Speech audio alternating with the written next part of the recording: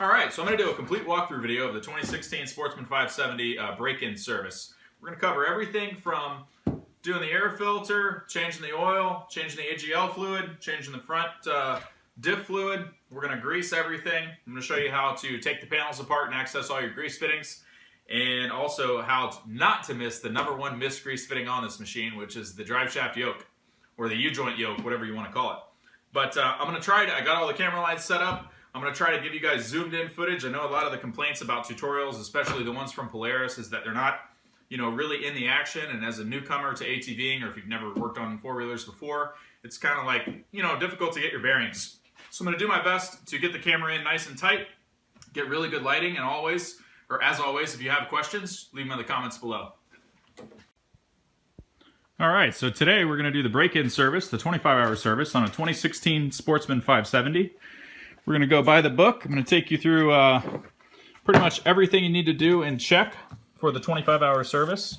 We've got the 2016 Sportsman 570 as well as all the accompanying models in here. And the only thing to look out for in the maintenance book is they put, it's kind of hard to show you and hold the camera, but they put the 570 model and the 340 as well as a couple other things in the same book. So you want to pay attention to the pages that say 570 specifically. There's a couple in here that would throw you for a loop if you happen to miss the fact that they say 340 or 3 something, like these. This is not how our filter is set up. If you're on a 2014, 2015, or 2016 Sportsman 570, your oil filter change does not look like this. So just disregard any pages that are not applicable to this model if you have the same book. So the big four that we're really going to do is change the oil, demand drive fluid, transmission and rear gear case oil is kind of the same. We've got AGL oil, we've got the demand drive fluid, and we've got an oil change kit. Keep in mind that the oil change kit does not come with the washer, so make sure you save it when you change when you drain the fluid. So the first thing that we're going to do, also we're going to do a complete, I got a grease kit. We're also going to do the complete 25-hour lube. So we're going to hit all the grease fittings, and specifically there is a front U-joint yoke that needs to be greased, and it is a bear to get to. So I'm not sure if we're going to remove a side panel, but we will cover that in this tutorial also. First thing we're going to do is change the oil. I've already warmed the engine up. We're going to drop the oil, change the filter, and then we'll proceed to step 2. I don't know if we're going to remove the passenger side, or the right side, passenger side. It's not a car, bud. I don't know if we're going to remove this side panel. Where's my light here? See if you can see it. The grease fitting for the yoke that we have to grease is way down in there. So I'm thinking maybe I can put it in neutral and roll it until we get it in the upright position and maybe not have to take off this side panel. I really don't want to. So for starters, we're going to get started with the oil change kit. I ordered all this stuff on Amazon. I went ahead and went with the Polaris PS4 stuff. By the time you cross-reference all the numbers and get an aftermarket filter and some cheaper oil, which, by the way, 550 is not easy oil to find. There's very few suppliers in rural areas. Anyway, long story short, you only save about 20 bucks on doing this whole thing by not using the PS4 fluids. So for me, I'd rather just use the Polaris stuff. It's not worth the hassle. And but just for documentation, get out of the lights here. This is the filter number 2520799, and this is the correct oil, the PS4 550. You need 2 quarts, and then this particular oil change kit fits these following models. The reason why I keep mentioning this is because when you see it online, it mentions the 500 model. It doesn't always mention the 570 in the listing description, but it does fit the 570. It's 300 to 570, and the companies aren't listing all the models in between, like the 450 and everything else. So it's super confusing. Again, I'll put the links directly in the YouTube description and on the blog post that has all this stuff in it, right to the kit that you need, so you don't have to waste your time. I wasted like 20 minutes trying to find all this stuff. So let's get started. I'm going to grab the oil drip pan. We're going to go in here and grab the filter, just in case you don't know where it's located. On the passenger, here we go again. On the right side of the four-wheeler, you can look in through the fender well, And I thought I did a good job of cleaning this, but I guess not. It's right there where the light's illuminating. So I'll wipe that down, and then I'll show you the drain plug underneath. All right, we're ready. Correction, if I mentioned the wrong size, or in any other video that mentioned the wrong size, to remove the oil filter bolt, it is not an 8mm like the rear diff or the tranny fluid. It is a 6mm, and I'm going to use a 1/4-inch socket to loosen that baby up. And it is a pretty small bolt, so I'm going to use a clear container to catch the oil before I transfer it into anything else. That way, if I do drop it in there, I don't have to stick my hand in there to fish it out. I can kind of see where it is and get it with a magnetic screwdriver. So this might be choppy for just a second, but I'm going to shine the light so that you can see exactly where the drain plug is and be able to do this step by step. So you can kind of see where we are. We're right in front of the right side fender well. And if we just go straight under here, whoops, covering the camera there, there's a series of holes in the belly pan. It's the elongated hole. If you just put your finger in there, you can kind of feel the Allen bolt right here. And that's going to be 6mm. And we'll just double check the size. And then it is. Fits good. Flip the camera around real quick. So if you can see, right there. Just break that bad boy loose. And I'm going to go ahead and remove the socket, if possible, so that if I lose the bolt, I don't lose the little Allen key and the whole contraption there. This is probably going to be pretty hot.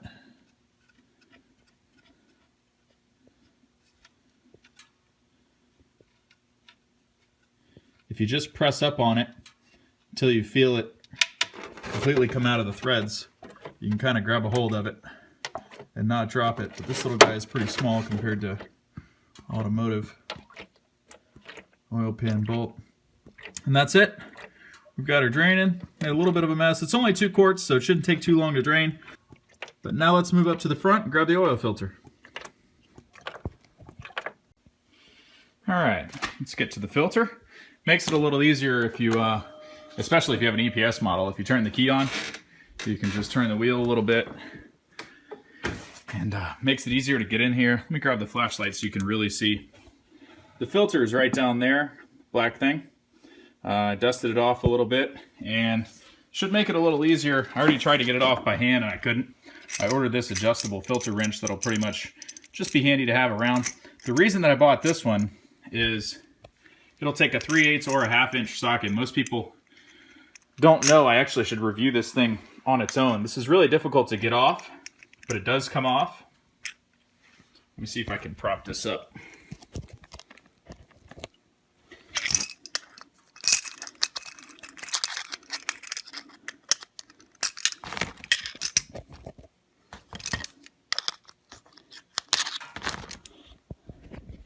So that little guy pops right out of there, and then you can actually use 3/8 ratchet, which is really nice for these smaller applications. And it'll be cool to have around the garage, or not cool, but handy to have around the garage for other uses as well. I think it was like 10 bucks, 12 bucks on Amazon. So I'm gonna pause the video really quick and get some lights in here so you can see. It's kind of hard to run the camera and do these repairs. It was a lot easier with my cousin doing the Forerunner video shoots so that we could work together. And one of us could be doing the wrenching and the other one was holding the lights and whatnot. Alright, let's see if we can get this bad boy in there.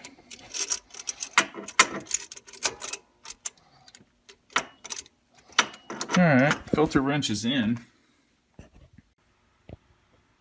So I actually found it a lot easier to put 2 extensions together, get it going in there, tighten this bad boy all the way down so it's a little smaller, and then slide your extension beside the battery through to the other side, to the left-hand side. Get it in there as close as you can around the filter, and then swing around to the other side with your ratchet. And you can easily get to it right like that And it's a lot easier to torque down on the filter and adjust it to remove it. What you've got to do is slide your left hand in through beside the battery and make sure that the edges catch, and then with your right hand go ahead and start loosening, and that'll catch on the edges of the filter and get her loosened up. And once you've done that, obviously you can get the rest of it out by hand, but it can be really challenging to get that to fit one-handed. Just take your extension off, pull the ratchet out this side, and then we'll hop back over to the other side and take the filter out. Alright, so we're back on the right hand side. You can see the filter wrench down in there just a little bit. So get that bad boy out and get the filter out. Probably gonna drip some more oil. Keep in mind that exhaust header right there is pretty hot if you let everything warm up like you should. Let's slide that back in case we got some more dripping. And you just reach in there and unscrew the rest of the way by hand. And if you can, as soon as it comes loose, try and tip it up to catch any leftover oil that might be dripping.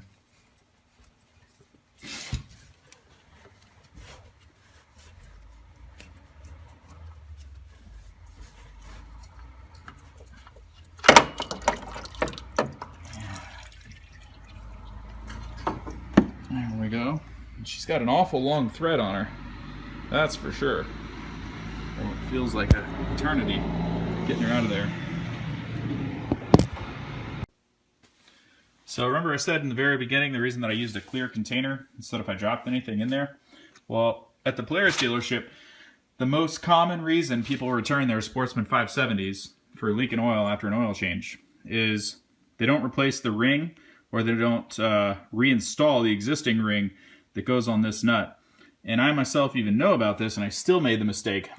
It's in the bottom of the oil pan, and it can be pretty difficult to fish it out, but an easy way to do that is to use a clear pan, and you can kind of see it. See where that's at on the bottom? It's a lot easier to spot rather than sticking your hand in there. So if you've got a good idea of where it is from looking through the clear bottom, you can just take a magnetic tip screwdriver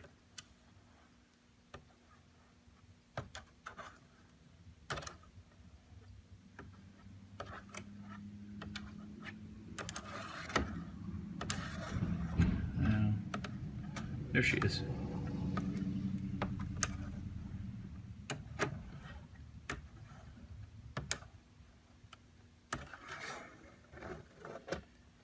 And drag it on out. This is the #1 thing for oil changes. It's got to go back on the little Allen key bolt before you reinstall. So now that we fished our washer out of our little clear oil pan, we're just going to reinstall this bad boy. Let's see if I can get you a good view. Oh no. You're not supposed to get oil on the camera there, buddy. That's a huge no-no.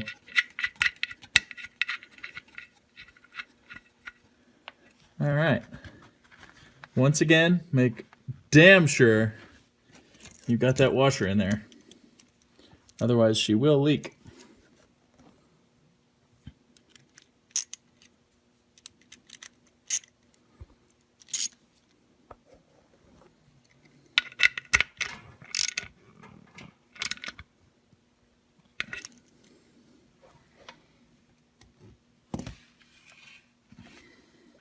So the only thing we're going to do is take a little of our PS4 oil, shake it up,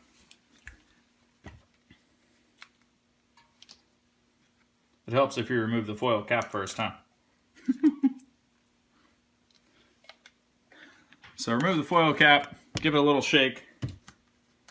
Now what we want to do is take the cap, get our finger in there, take some oil and lubricate the seal of our new filter. Standard procedure, just like changing any other oil. Get a little more. Get a dab going around there. All right, that should be good. Wipe our hands off. And then all we got to do is reach in like so.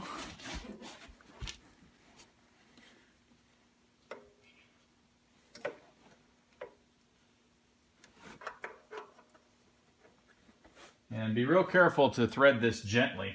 I'm pretty much doing it blind so you guys can see.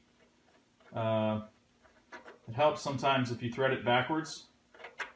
Get it to line up, and then when you feel it catch, just lightly spin it with your fingers. And it won't go on if you got it cross-threaded or anything crazy like that. Reach in there with your rag. Wipe it off some. And then what I'm going to do is actually sit on the ground and come in here from underneath where I can really grab it, tighten it up. So once you got it snug, the book says half a turn. So we won't go too tight with it. Last thing we want to do is over tighten it. And she should be good. So now that our filter is done, all we've got to do is fill her up. All right, now probably for the easiest part of the whole oil change, refilling. Some of the diagrams show that they actually removed the footwell side panel. And just to refill it, I don't know why you would do that. All you really need is a good grip or some pliers to get the dipstick out, because it is fairly tight. But all you really need is a good funnel to reach down in there. And of course we're bone dry right now. Get your funnel down in there. Some PS4 550. And it should take exactly 2 quarts. Polaris manual calls for starting it up and idling for 2 minutes. And then rechecking everything, make sure there's no leaks. I think the biggest reason they do that is because most people forget to put the washer on the drain bolt.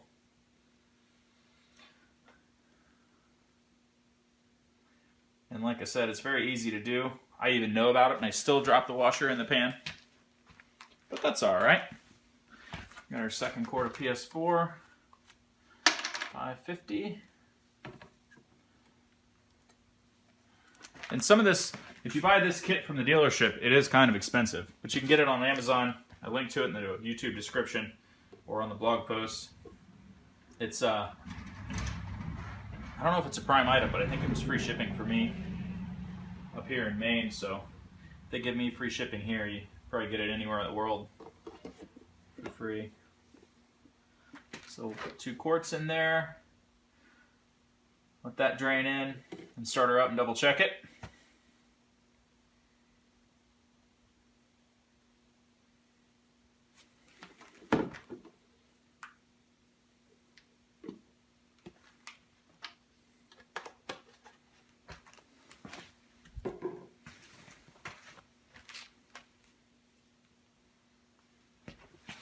Make sure that filter is wiped off.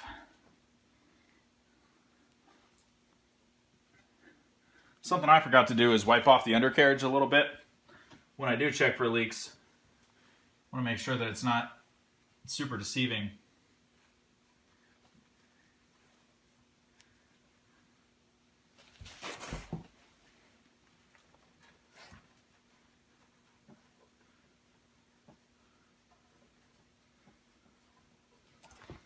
Get her nice and dry. Good to go.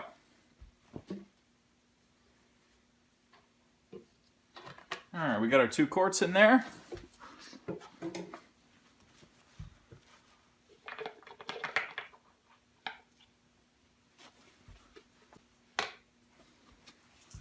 our dipstick back in. Geez, that was pretty dirty. I should have wiped that down better before I took it out. Oops. Just do a soft check. Holy shit. It actually looks too full. Hopefully it'll, I didn't overfill it and it'll circulate through the filter. This filter's empty. I should account for it a little bit. Man, that bitch is hard to get to when it's tight. All right, moment of truth.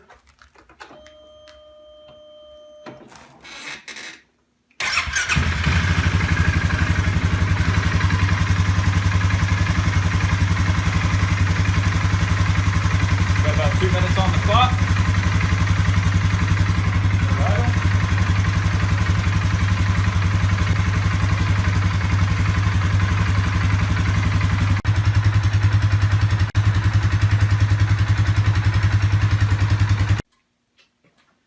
Alright, so we let it run for 2 minutes. Let's pull the dipstick and double check everything. Stuff's in the way now. I'm already setting up the lights to do the airbox service next. Want to make sure you guys can see really well. Got a set of Studio Pro lights out here, so hopefully camera quality will be pretty damn good. It's kind of cool to be able to do all this with nothing more than an iPhone. We'll do a soft check first without screwing it in. And we're above the low line. Let's screw it in and see where we're at.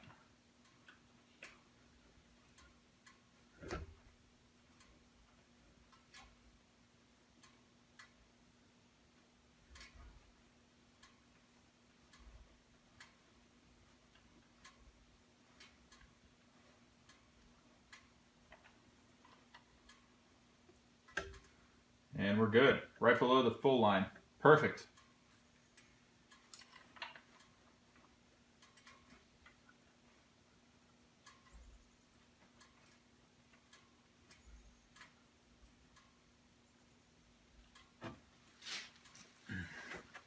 Oil change complete. Alright, now we want to move right into checking the air filter box. I've already peeked in here periodically through the break-in period, just to check on things. I'm up here in Maine. We don't have super dusty conditions like you would, say, in my hometown in Florida. But hasn't been cleaned or serviced yet. So we will want to at least take it apart and check it out. And I've also got a couple tips. One of the biggest things with premature engine failure is dirt or dust in the air intake, which obviously would go straight into the cylinders. Hey!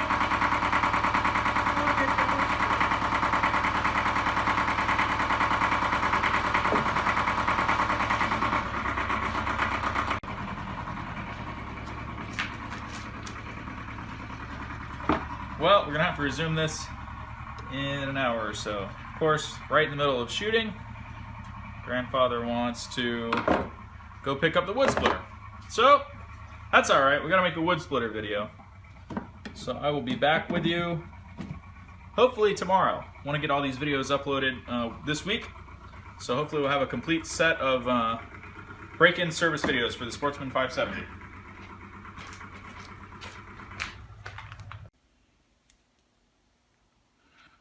Alrighty. Shit.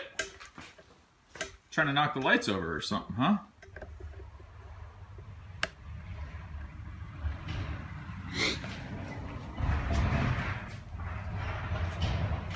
Alright, let's get back to it.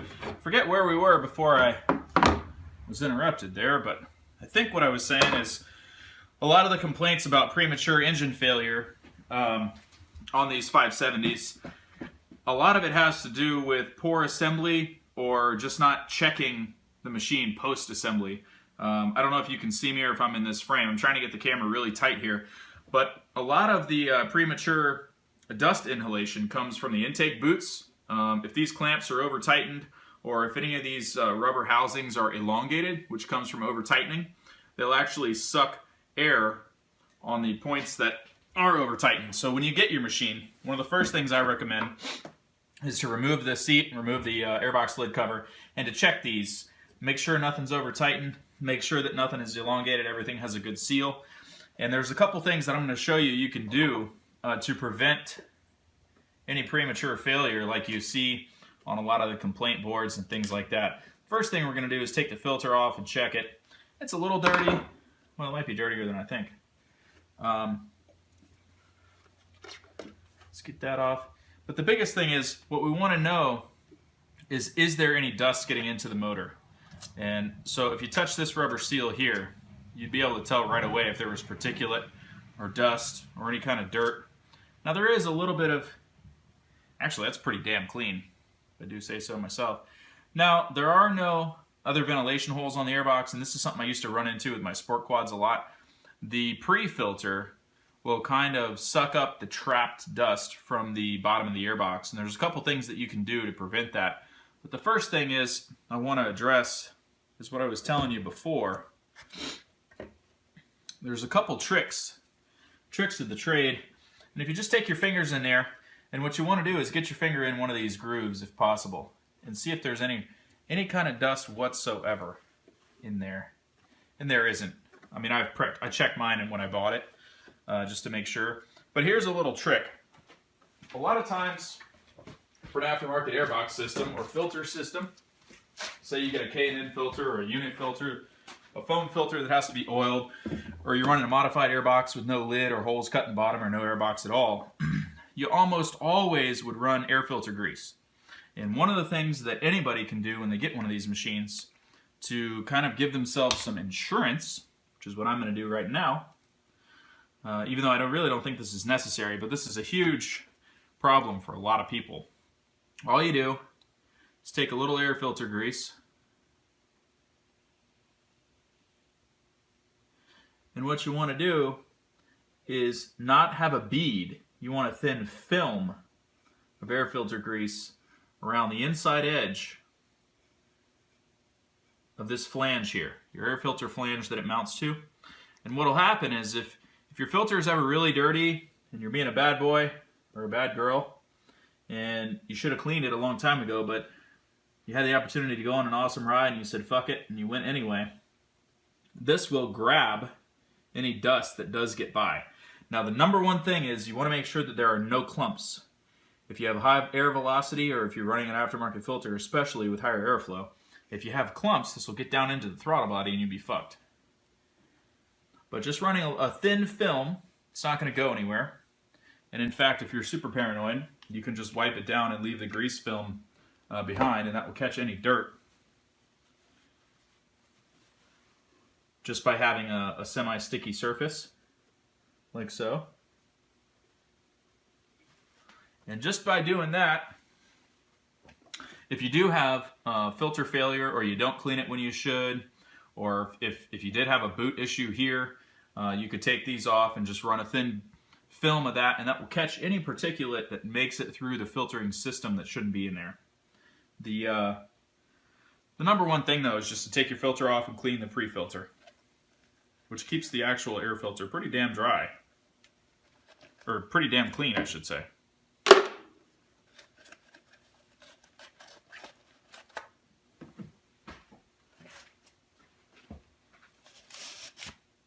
Actually, it's a little dirtier than I thought it was on the bottom. Should have bought the oil change kit that came with a filter, just to put a fresh one in there. You can blow these out a couple times. I'm going to fire the air compressor up and blow this stuff out.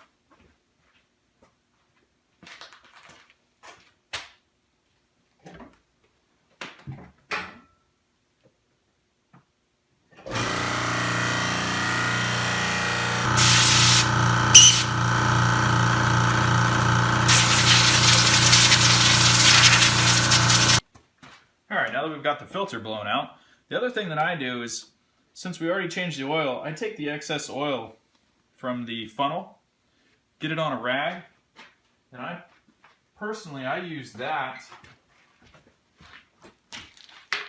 to wipe out the airbox, because what I want it to do is leave a thin film behind, so that the next time dust gets in the airbox, it'll stick to the sidewalls instead of sticking to the filter. This is something I've done for a long time on my sport quads. It's worked really well. Obviously, you don't want to douse it in oil or anything that would clog the filter, but just by using the extra oil left over from the oil change just enough that was dripping out of the filter. I'm sorry, the funnel. Jeez, I can't talk all of a sudden. It'll just provide like a nice tacky coating inside the box, and the next time you get dust or dirt or anything in there, it'll stick to the sidewalls instead of the filter, which will give you a little bit more life out of your time span that you need for cleanings, which is nice. Works pretty good. There's probably even something better. Probably put Pam or something like that in here that's really sticky. But for my sake, just want to give it a good cleaning and wipe down the airbox lid. It's good enough. As you can see, the intake for the airbox lid itself catches a lot of this. It's pretty dirty compared to everything else.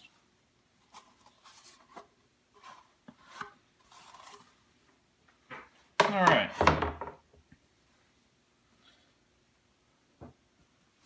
So we'll go ahead and get rocking and rolling with our reassembly. It came out pretty clean. I wouldn't say it's as good as new, especially the bottom side where it was sucking up all the dirt that was trapped in the box. But it's fairly clean. I'd probably clean it like this one more time, and if it's this dirty, I would replace it.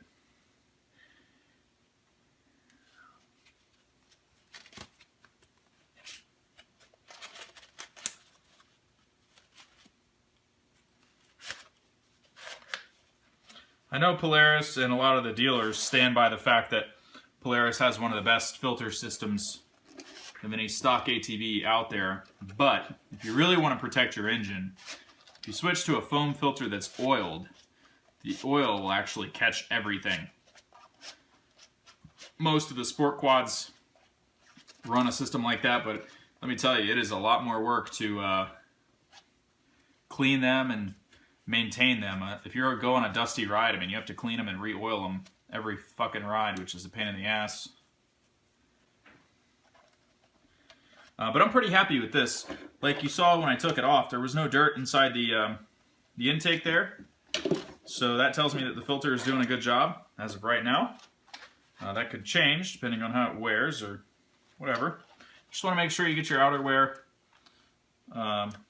securely fastened like it was. And I believe this was in this position. And she goes in like so. And this is a pretty cool feature that Polaris does have. This little ring in the back here, I don't know if you can see it. It'll prevent the filter from being in a position. It won't actually go all the way down until you have it forward enough, which is pretty cool. It prevents people from installing the filter too far back on the mounting boot. And that's a common issue to get leakage out of also. We'll just tighten this guy back up. We should be good to go for another, I don't know how much longer, how much more life we'll get out of this guy. I'm pretty anal about having everything fit really good and everything else. I mean, after all, this is the lifeblood of your engine, fuel and air.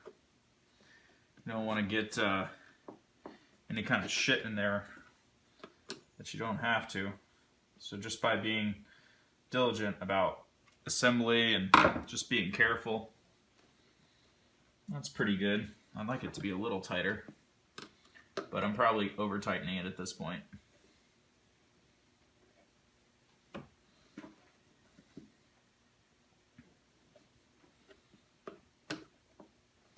And then if you want to, just like I showed you the little trick on the inside of the boot there, you can take the rim grease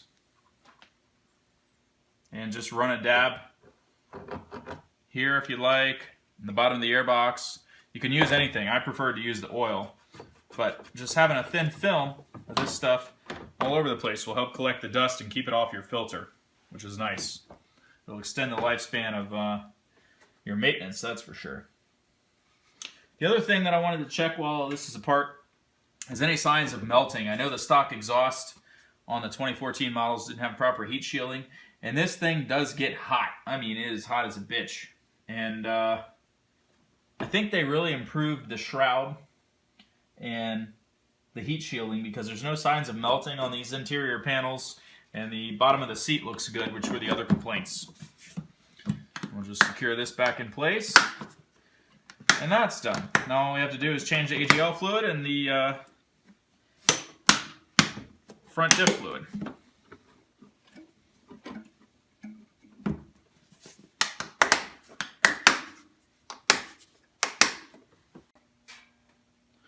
So now we're going to change the demand drive fluid. And it's a fairly simple process. This is the gear case diagram. The drain plug is on the bottom, just like the oil.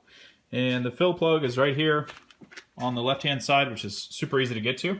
All you need really to do this is an 8mm Allen key. It's a different size than the, oil drain plug. And it's super easy to find. You just go straight up under here, and it's the only Allen key bolt right under the front end here. And it's actually not very tight at all. I already checked it. So we'll just give it a couple turns on there. And then drop our pan in. And hopefully, make a mess. That's what we'll do. And we'll lose the Allen key in the process. Gotta have a sense of humor when you're working on stuff. The other thing, just like the oil, this has a rubber O-ring. Usually doesn't slip off that easily like the washer for the oil bolt. But you want to make sure when you reinstall it that it has that guy. I'm sure you can see the black ring there. And I'm going to have to fetch that Allen key out. I thought we could undo the fill plug while it was draining, but I guess not. Grab this guy here. All right. The view is good. Hopefully I can stay out of it. So while the rest of that's draining, let's get our... And I made a huge mess. I also lost the Allen key. Let's go ahead and I'm actually going to work from this side, and I think it'll be easier for you guys to see as well as easier for me to loosen the bolt. I don't have an 8mm socket Allen, so I'm going to try to use a hand Allen wrench.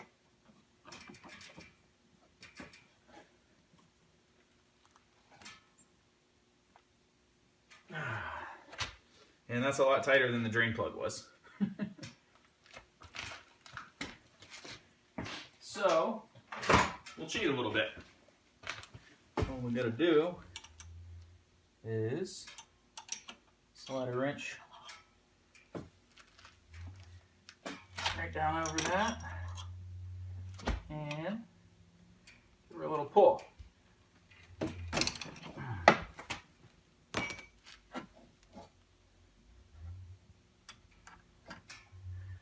You guys should be able to see really good since I'm working from the other side. And it's actually easier for me to, because I'm right-handed, to loosen this.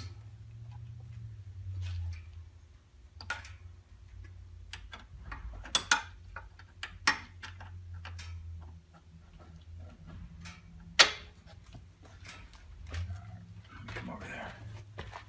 Make sure I can see what I'm doing here.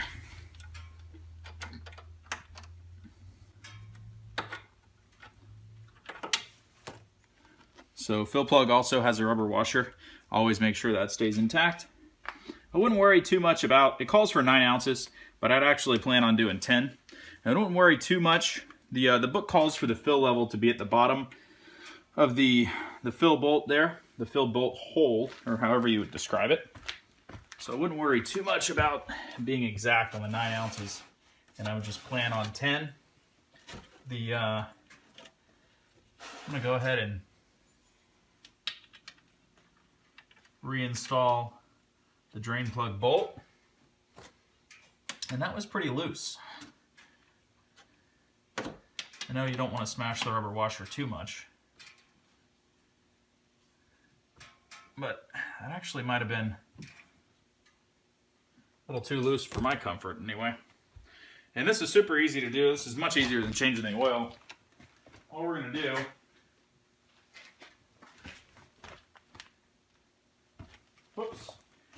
is grab our demand drive fluid and our funnel and slide the funnel right down into there.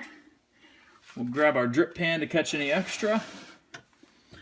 And got a quart of this, so that should be more than enough. Oh, come on now. Don't do this to me right now.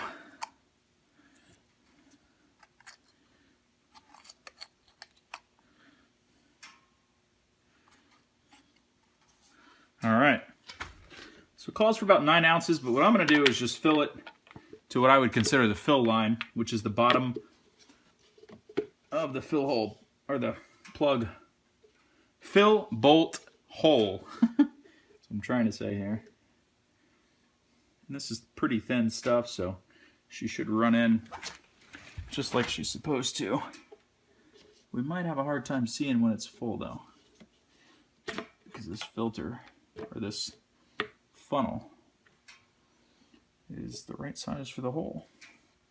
Imagine that. Whoops. I think it's running out already. 9 ounces really isn't that much.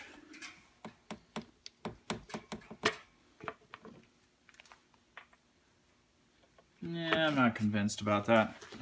I'd rather lose some and have it done right.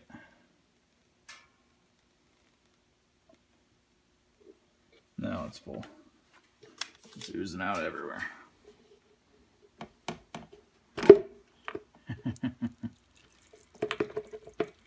Oh yeah, we're gonna waste some now. That's all right. Catch all that stuff. And what we want to be sure of is that right there. We want it to be level, essentially with the bottom of the hole. So if you were to stick your pinky in there, you should have plenty of fluid. And we do.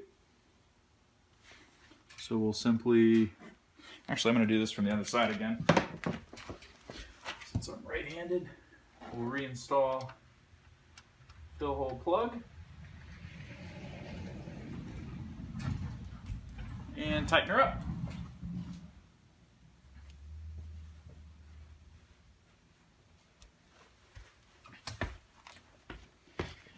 And we've got plenty of demand drive fluid for the next change also. So a quart gets you quite a ways.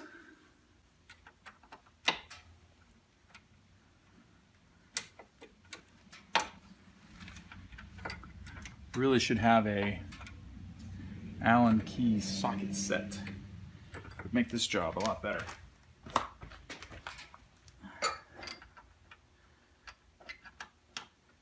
This is 8mm, by the way.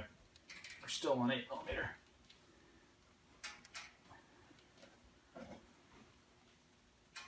Alright, she's pretty tight. Now what I'm going to do, I know I spilled a lot of excess in here. Just wipe this down a little bit.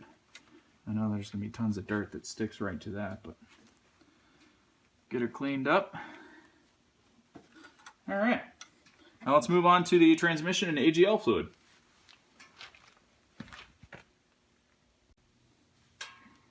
Alright, hopefully you guys can see this pretty well. We're going to change the transmission fluid and replace the AGL fluid in the Sportsman 570. The book calls for, I believe, 32 ounces.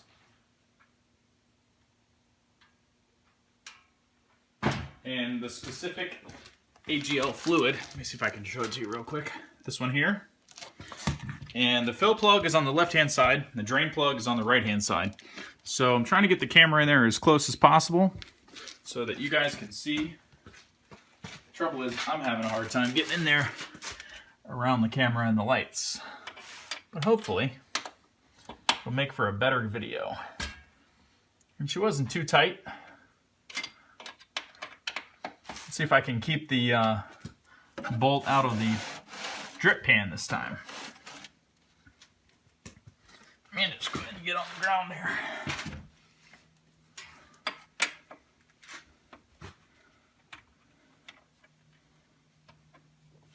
And this is, like I said before, a lot easier if you have a socket Allen key set. I do, I just don't happen to have one that goes over 7mm. And this is an 8mm. So, I'm doing it by hand, which is kind of a pain. But you can get by with it if that's all you've got.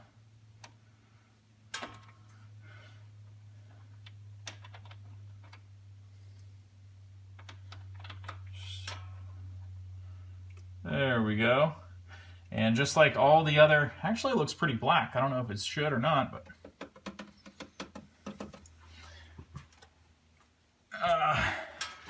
got a little over 25 hours on my machine, so holy shit. I guess this is why they recommend that you change it. So these guys are magnetic, and I don't know if you can see that or not, but there are a ton of shavings and whatnot on that guy. Yikes. Not good. Definitely needed to be changed. Now the front wasn't like that. The front was clean. Wow.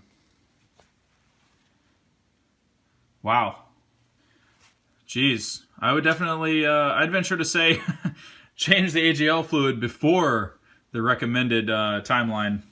That's quite a bit. I mean, to me, that's a lot of shavings for a brand new machine with 20 hours on it, but I don't know. All right. Let me take you over to the other side, and I'm going to go ahead and, I don't think there's any kind of vapor lock or air lock that would keep it from draining all the way, but just to be safe, I'm going to go ahead and take out the fill plug, which is over here on the left side. This looks to be a little bit more challenging to do by hand and stay out of the camera.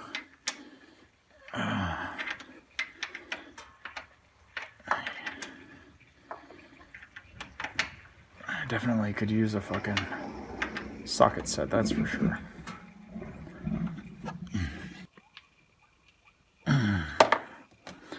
And she doesn't want to go.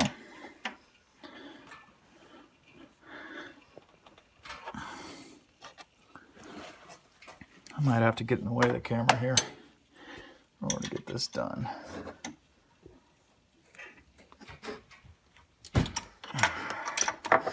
Just got to get it broken loose. There we go. All right. Now we're working with something. Same thing as all the other bolts. Make sure the rubber gasket or washer, whatever you want to call it, seal, is intact. And just below that fill hole is the actual fill line. So I'm going to go ahead and reinstall the drain bolt. I think we're good to go. And fill her up. This is by far easier than changing the oil. And I'm definitely glad I did this. I don't know if you have to do this at 20 or 25 hours, but from the shavings I can see, from the tranny, I would definitely replace it. I wouldn't just check it. That'll definitely help extend the life of your machine dramatically if there's any issues with shavings or anything else causing premature wear. This is kind of a bear to get threaded back in there. What's the deal here? All right.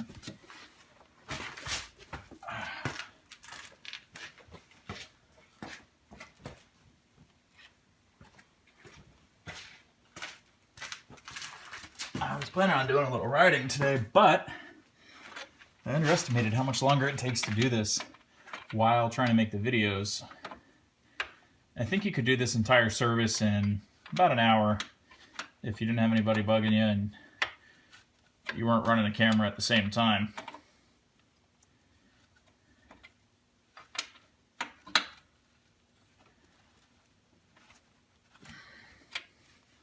She's nice and tight. And we're going to go over and fill her up. This is the same procedure as the front. Super simple. I know a lot of guys and mechanics take the wheels off and all this kind of shit, but really, all you need is an elongated filter. I'm sorry, funnel like this one here. There's no reason to be doing a bunch of extra work for nothing. Now the book calls for 32 inches of, let me see if I can make sure you can see it, AGL fluid. I am going to fill it until it runs out. The bottom of the fill hole. I think that's the way to go. Instead of trying to measure it precisely.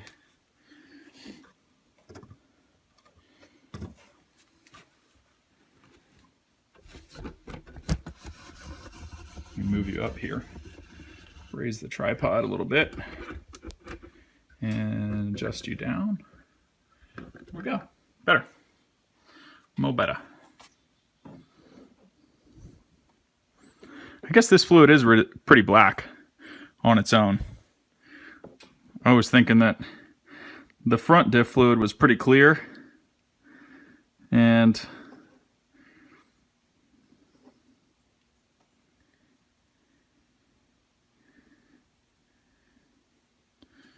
she's dripping out now.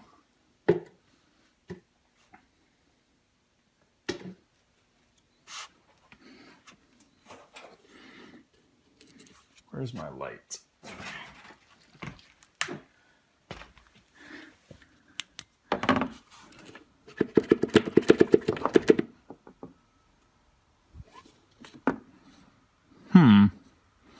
She might actually take some more.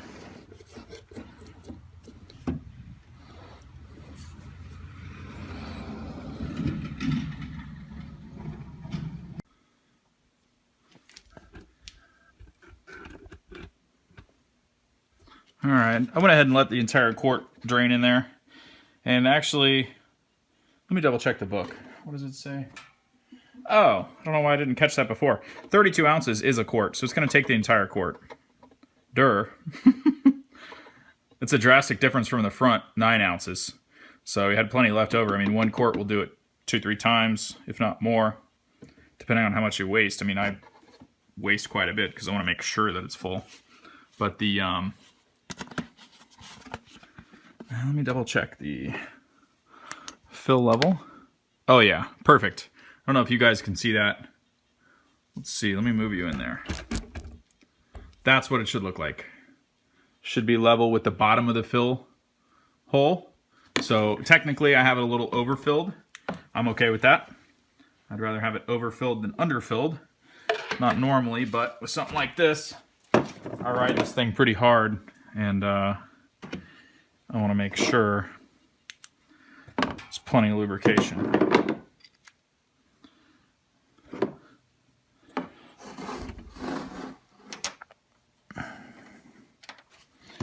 Alright, tighten this bad boy back up, and then grease her up, and we are done.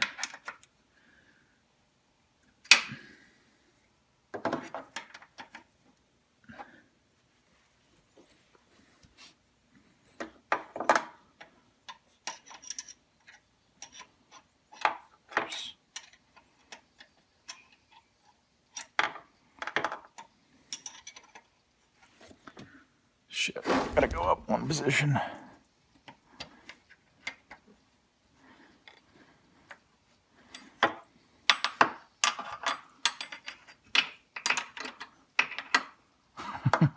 This is a huge pain in the ass without the right tools.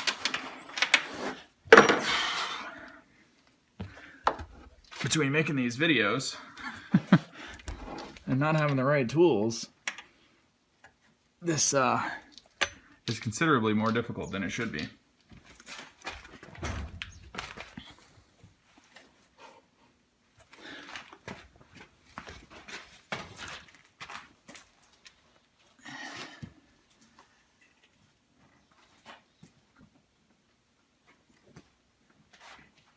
All right, that's tight enough for me. No, she's not going to be torqued down, but it's good enough. She's not going anywhere. All right. All right. AGL training fluid, done.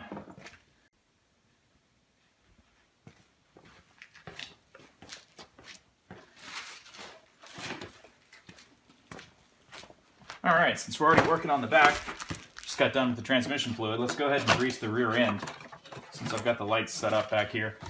The Polaris grease gun kit is kind of a rip-off, in my opinion. I know I went with their oil change kit, and it's really not that bad of a deal. It's a good deal. You only save about 20 bucks.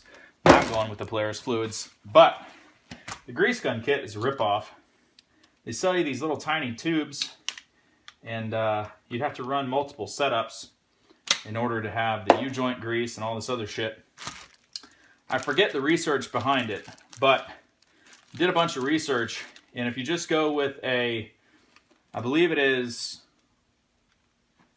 high something, low temp but high speed or something like that. I can't remember. I'll put the links to the research in it below. But the it's a lot easier to just run with a single grease gun with better grease that will do everything.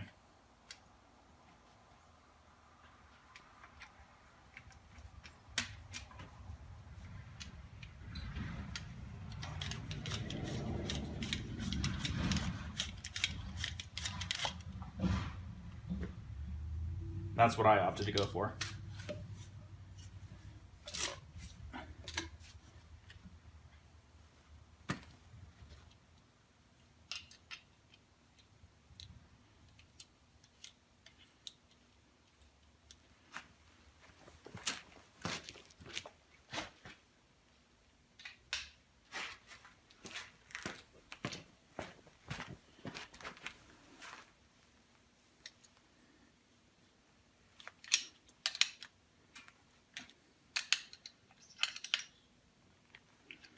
And this thing was cheap. I'll put a link to it in the description, but I got it on Amazon.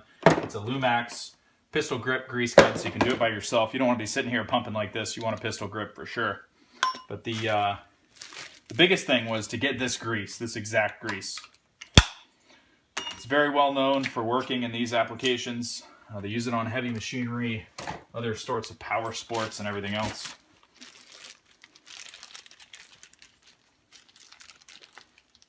I'm trying to do this without getting fucking covered here. They kind of sent it to me in a bullshit package. And this end is taped up, which it shouldn't be.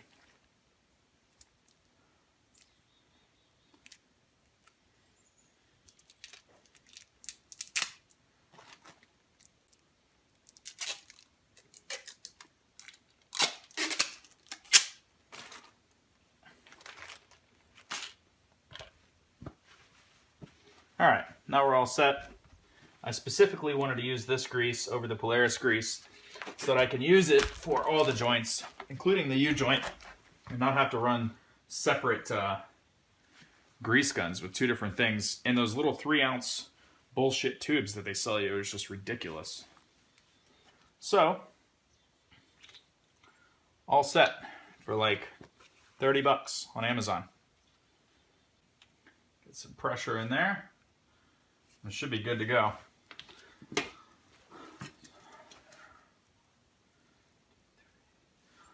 So there are, I think, 6 main fittings that really need to be greased back here on the rear suspension. I wiped the nipples off before greasing.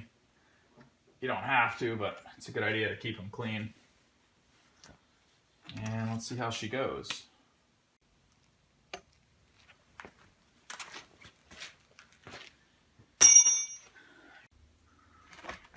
So I'm trying to get you guys in there. I think you can barely see it. Okay, right in there is the yoke with the actual fitting. You put the machine in neutral and spin it. I'm sorry, roll it until the nipple faces up toward you, and you'll be able to Actually, let's go back a little more.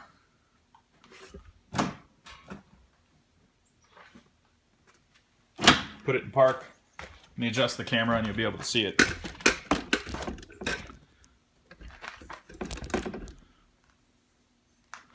Okay, I think you'll be able to see it. I hope. If not, this is really difficult to film. Shit, it's actually difficult to grease, let alone film.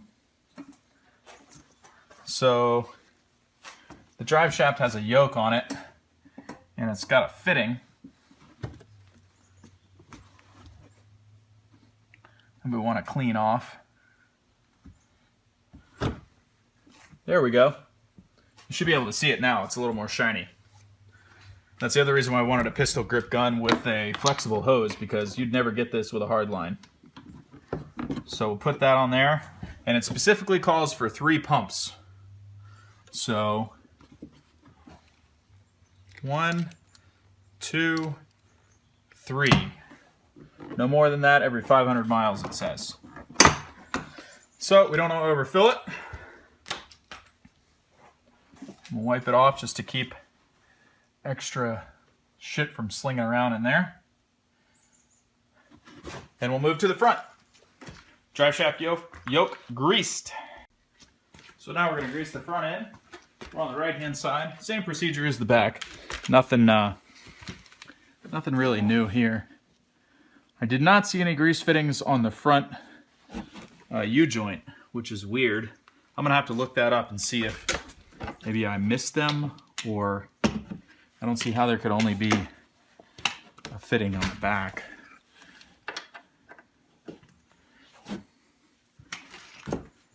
These are what I should have greased when I first got the machine.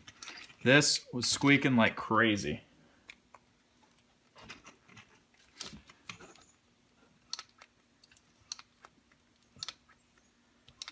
All right.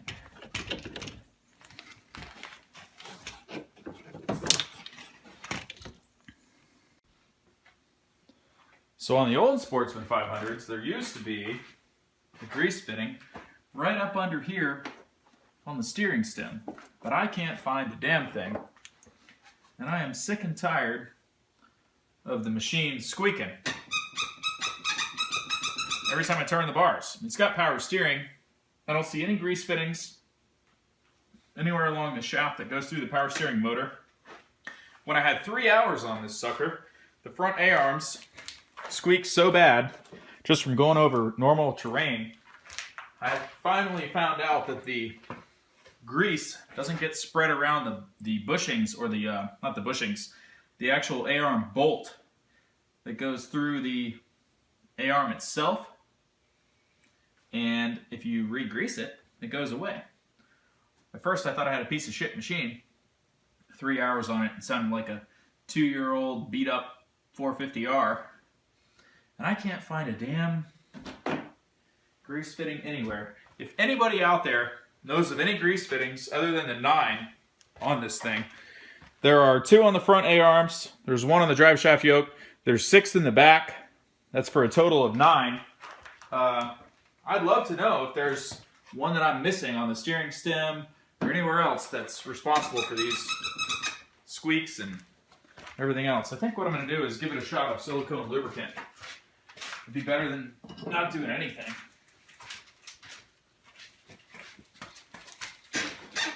That squeak is just intolerable. I mean, this fucking thing has 20 hours on it. And it's better.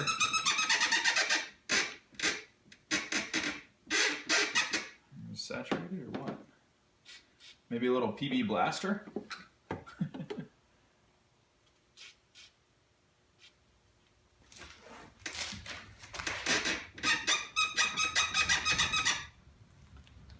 This is annoying as hell.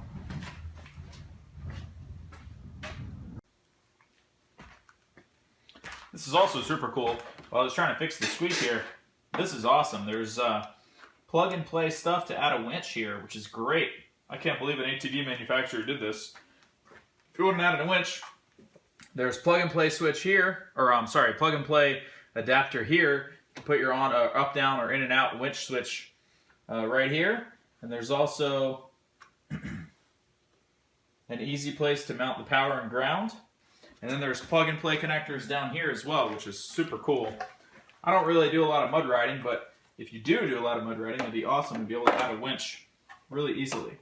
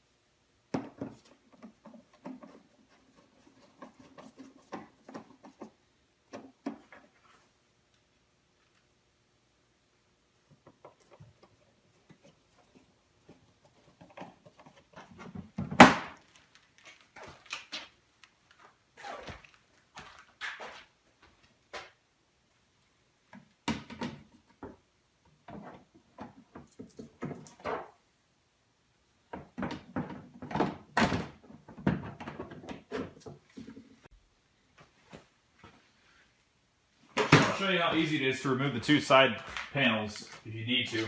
Personally, I serviced the whole machine and only removed them to double check and make sure there weren't any grease fittings for the shifter like there are on the 850 models, I believe. But really all you need is 2 screwdrivers. Pull these pop pins, this piece comes out, and that's it. You got access to pretty much everything. It's almost like a Polaris snowmobile. Super easy to service, really easy to get to. If you want to change the exhaust, it would be a lot easier to do it this way. I thought I was going to have to pull the footwell to grease the drive shaft yoke, but as you'll see in the other video, didn't have to do that. So there's just tabs here that grab on.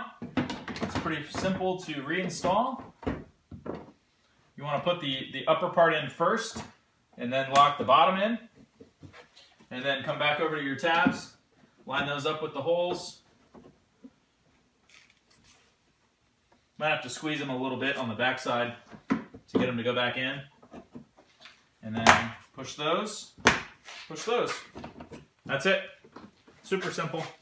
Anybody can do it.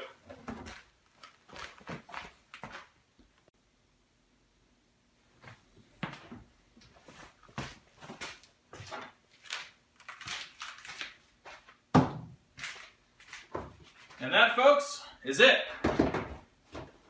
Completed the 25-hour break-in service, start to finish. Just to recap everything that we did, we changed the oil, we changed the demand drive fluid, we changed the AGL fluid. Oil is the engine fluid, the AGL fluid is the tranny and rear diff, and the demand drive fluid is the four-wheel drive pumpkin in the front.